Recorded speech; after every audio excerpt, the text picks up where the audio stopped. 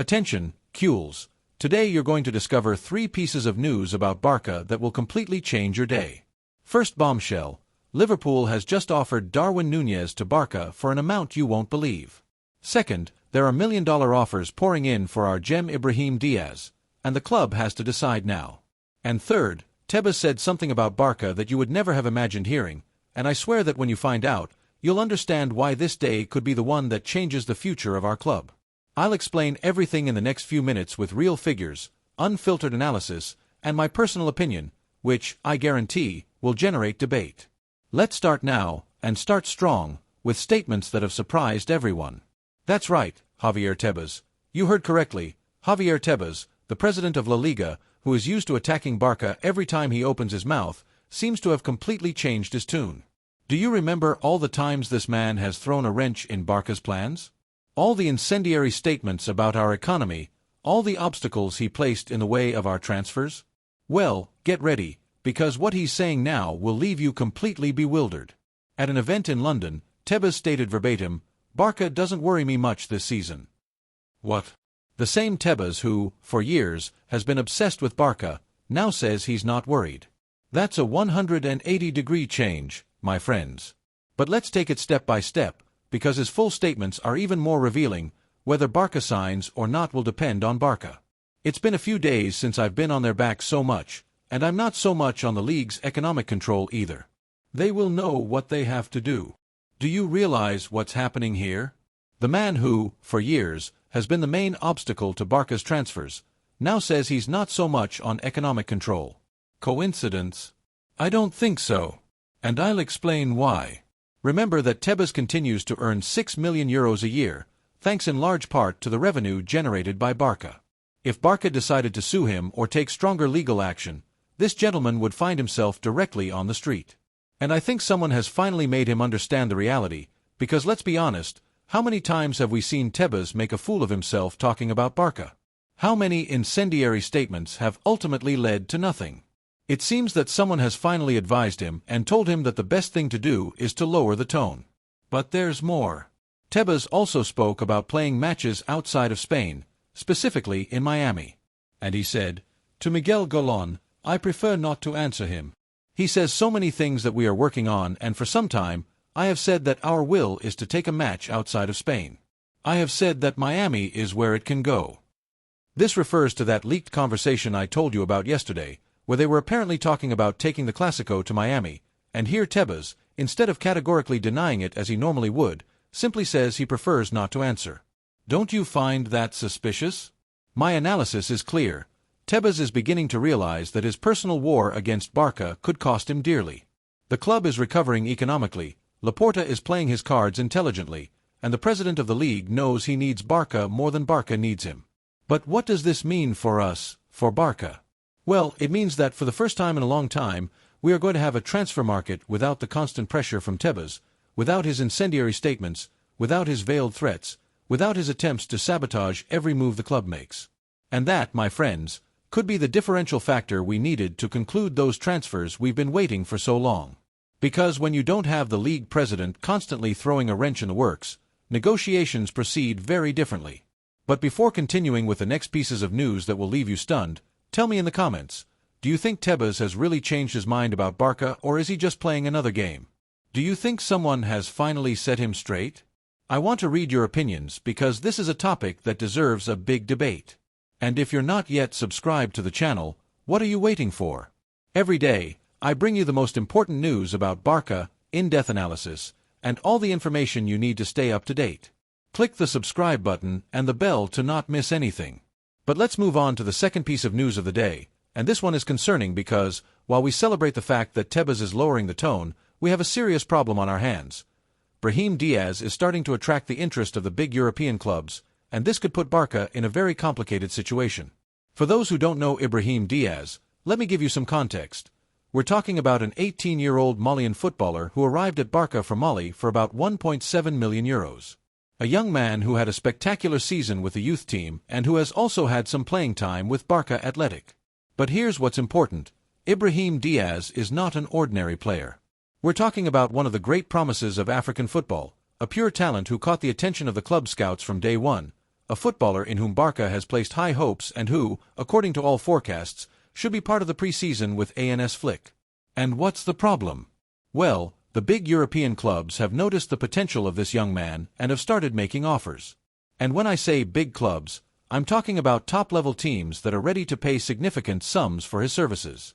According to the information I have, Barça has already started receiving the first inquiries, the first exploratory offers for Ibrahim Diaz. And that's where things get complicated because the club is in a delicate economic situation where every income seems important. But let's analyze this calmly because Ibrahim Diaz's situation is more complex than it appears at first glance. The young man has just had a great season with the youth team, that's true, but it's also true that Barça Athletic has been relegated to the Segunda Federación. And what does that mean? Well, Ibrahim Diaz won't be able to play minutes with the reserve team if he stays. That's the crux of the problem. If Ibrahim Diaz stays at Barça but can't play with Athletic due to the relegation, where is he going to get playing time? Will he be ready to make the leap directly to the first team? These are questions the club is asking itself right now. That's why he's been promised the opportunity to participate in the pre-season with ANS Flick. This is his big chance to show that he can be on the first team, that he can be useful to the German coach, that he can be part of Barca's sporting project. But here's the part that worries me the most. The offers coming from France are very, very tempting.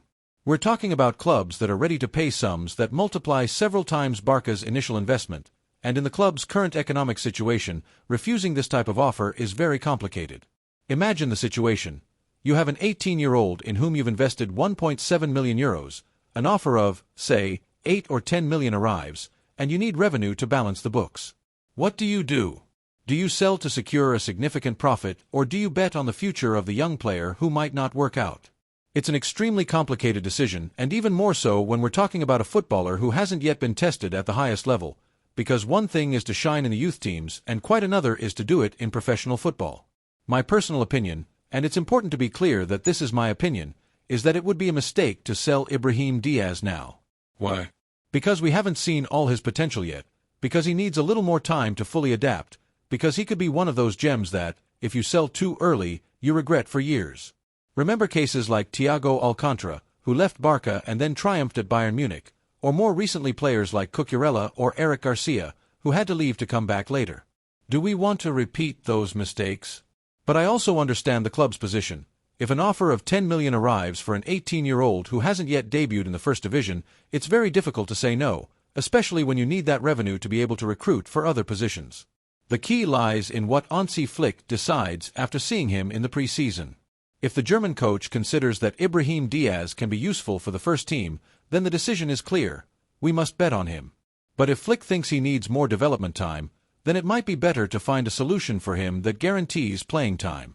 What I know clearly is that Barça cannot afford to lose control over one of the most promising talents in African football if we decide to sell him.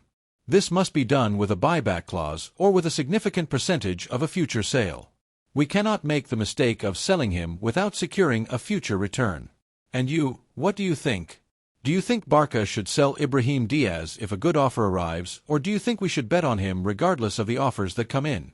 It's a very interesting debate, and I'd love to know your opinion in the comments. Don't forget that you can also follow me on Instagram as Adrian Sanchez without vowels and with 2 Z's, where I post daily content about Barça and where we can talk more in-depth about these topics. I'll see you there. And we come to the third piece of news of the day, which is the one that will generate the most debate, I'm sure, because according to various reports from the UK, Barça is one of the big clubs closely monitoring the situation of Darwin Nunez, the Uruguayan striker from Liverpool. Before you start writing in the comments, let me explain the whole situation to you, because it has more nuances than it appears at first glance. Darwin Nunez arrived at Liverpool in 2022 for a fee that could reach 100 million euros, including variables, a huge investment for a striker coming from Benfica who had shown great potential in Portugal.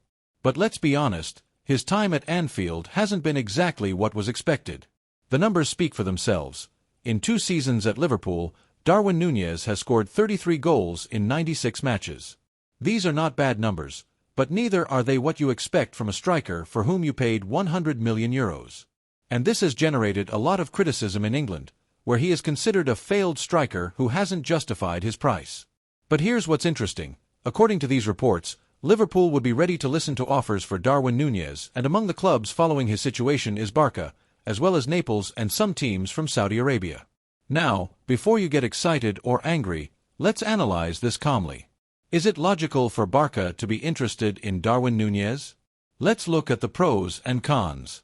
Pros. He's a young striker, 25 years old, with a lot of path ahead. He has experience in high-level competitions like the Premier League and the Champions League.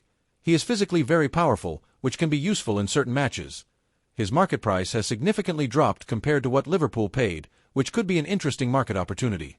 Cons. His goal-scoring statistics are not spectacular for an elite striker. He has shown to be inconsistent at Liverpool. His style of play does not necessarily match that of Barça. The club has other priorities in the transfer market. His salary would be very high for Barca's current economic situation. My personal opinion, and here I will be very clear, is that Darwin Nunez does not convince me for Barca. Why? Because I don't think he is the type of striker we need. Barca needs a number 9 who knows how to associate, who understands positional play, who is intelligent in his movements. And Darwin Nunez, despite all his physical potential, does not seem to me to fit that profile. Additionally, we must be realistic with the club's economic situation. Is it logical to spend a significant amount of money on a striker who hasn't succeeded at Liverpool when we have other more urgent needs in the team? But I also understand that this could be seen as a market opportunity. If Liverpool is willing to sell him for a reasonable sum, and if Darwin Nunez is willing to reduce his salary demands, it could be an option to consider. The problem is that, in my opinion, Barca needs a striker with a very specific profile. We need someone who can play with their back to goal, who knows how to combine with the wingers, who understands the movements of positional football. And I'm not sure that Darwin Nunez is that player. Remember that Barca has already had similar experiences in the past, players who arrived with a lot of media hype but who then did not adapt to the club's playing system, and I don't want us to make the same mistakes again. But on the other hand, it is also true that Hansi Flick might have a different vision. The German coach knows European football well, has worked with strikers of different profiles, and may see something in Darwin Nunez that we don't. What I know clearly is that if Barca is finally interested in Darwin Nunez, it must be because Flick has specifically requested him. Don't forget that very soon I will be announcing an incredible giveaway on my social media. I'm preparing something very special, an official signed jersey and an official LAMINE YAMAL jersey with a number 10. So stay tuned to my social media because a giveaway is coming. But let's delve a little deeper into these 3 pieces of news because I think there are important connections between them that deserve to be analyzed. Firstly, Tebas' change in discourse is not a coincidence. The president of La Liga knows that Barca is recovering economically and that his personal war against the club can end up backfiring on him. This means that the club will have more freedom of movement in the transfer market, which can be decisive in concluding important operations. Secondly, the case of Ibrahim Diaz shows us that Barca remains an attractive club for young talents, but also that the economic situation forces difficult decisions. The key is to find the balance between the need for revenue and betting on the future. And thirdly, the interest in Darwin Nunez, regardless of what I think, shows that the club is exploring all possible options in the market. This is positive because it means that the sports management is working on different fronts. But there is something that worries me about all this, the lack of a clear and defined strategy, because one thing is to explore options and quite another is to go blindly into the market. Barca must be very clear about what type of players it wants to recruit, what profile it is looking for in each position, and what the real priorities of the team are. We cannot afford to recruit just for the sake of recruiting or to be carried away by market opportunities without a clear sporting criterion. And this is where the figure of Hansi Flick comes into play. The German coach must be the one who sets the sporting guidelines, who says which players are needed and what profile he is looking for in each position. It cannot be the sports management making unilateral decisions without the coach's input. From a tactical point of view, I think it is important to analyze what Barca really needs in this transfer market. In goal, the situation with Ter Stegen is concerning. The German has had physical problems in the pre-season, and this could be a sign of what might happen during the season. This is why the recruitment of Inaki Peña as the second goalkeeper is important, but it might not be enough. In defense, Barca urgently needs a left-back. Jordi Alba has left, Marcos Alonso has not convinced, and Bald, although he has a lot of potential, needs competition. Additionally, in the center of defense, the departure of some players may leave the position a bit short-staffed. In midfield, the situation is more complex. Barca has many players, but not all fit into Hansi Flick's system. PEDRI, GAVI, De Jong, Kessie, Romeu. There is a lot of competition, but we also need to see who adapts best to the German coach's ideas. And in attack, which is the most talked about, Barca needs a centre-forward who can be an undisputed starter. Lewandowski is no longer the same as he was a few years ago and, although he remains a great player, he needs competition and generational relief. This is why, returning to the subject of Darwin Nunez, my question is he really the profile Barca needs? Does he fit into the playing system that Hansi Flick wants to implement?